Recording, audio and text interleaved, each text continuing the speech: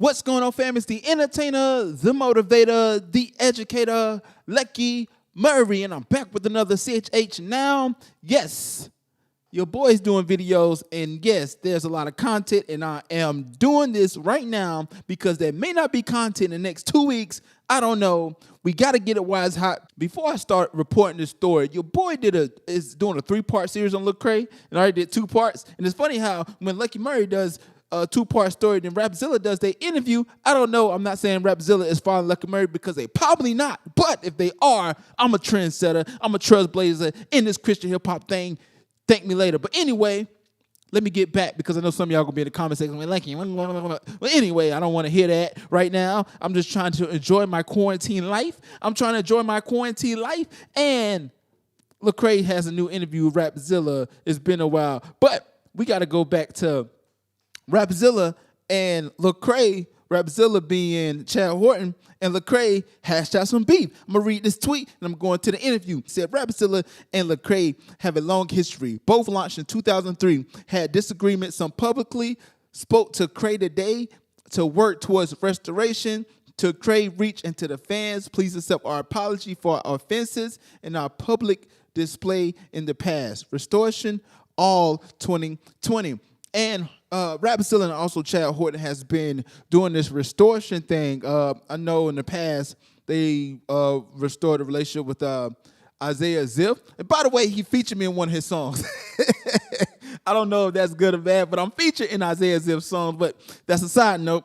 And now a few artists that they have publicly said so they want to do restoration.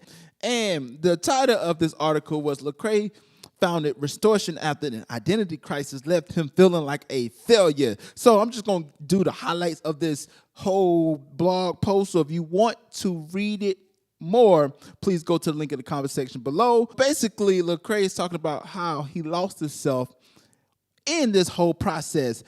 When I did the follow Lecrae, a lot of people were surprised that I chose the most impactful time in his life, that was the fall. And a lot of people don't realize is that was one of the hardest times of Lecrae's life. He's saying it in this interview. He also said it in his book. He said it in countless interviews that this was the hardest time in his life. Let's read some of this real quick. It says, when you get to the end, there's nothing left to hide, or you can be honest. Well, you can be honest. Sometimes the voices we hear the loudest are the ones in our own heads. And then it goes on. Justin says that Lecrae spent years battling the voices, sayings like "so the soul of the world," manipulative, wolf, and so on. There's a lot of things that people say about that here in the comment section below, and also on other Christian pop YouTube blogs. But we're going to get back to this. You almost believe it, or you do believe it, Lecrae admits. The insecurities have been eating at Lecrae for years. Most of the groundwork has been laid growing up in an unstable environment. I cover that, guys, in my video. I will link the videos in the description below in part 1 and part 2. Let's get into this. So Lecrae says some deep stuff here. He says, if your identity is built around having to accomplish some things that you didn't accomplish, or have never done something you haven't done, then your identity is torn down. He says, this is my issue. I have these ideas in my head that I would never tarnish. I had these pictures in myself that would never crumble. And I had this idea that God would like my ideological father, that if I mess up, he would abandon me. He admits that the worst part of it was having Christians tell him how terrible he was, or how not about the kingdom I was, or seduced by the world. Lecrae continued, that was the hardest season in my life, hearing so many voices at one time saying all these negative things about me, that I was a failure in my life. Anything else I did in my life aspirated that. My identity was never built on what anybody said about me. This is some childhood trauma stuff because I didn't grow up in a place where my worth and value was solidified. God gave me my worth and identity. He was giving his failure too much weight in his life.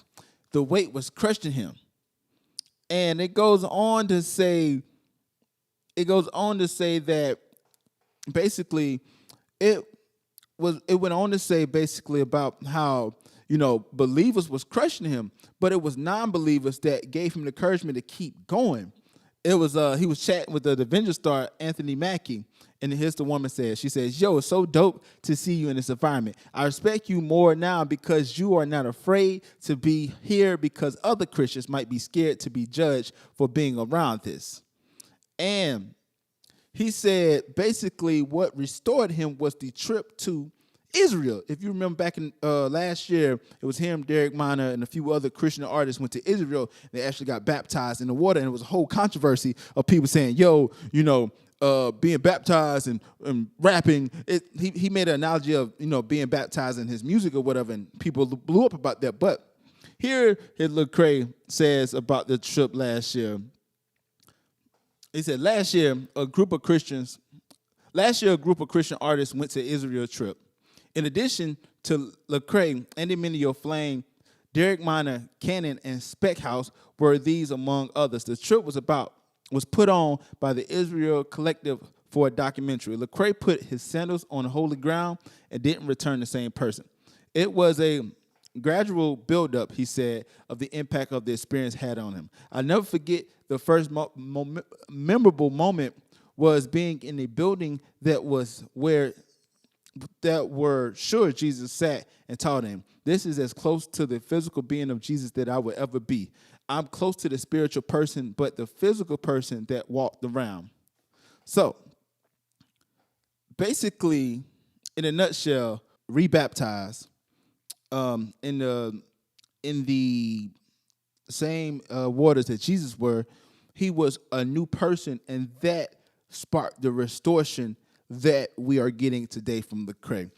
So it's a good read. Rapzilla and Lecrae did a sit-down interview. It's a written interview. It's not audio video. So please, they got a part 2 coming up. Hey, it has a part 2 for next week.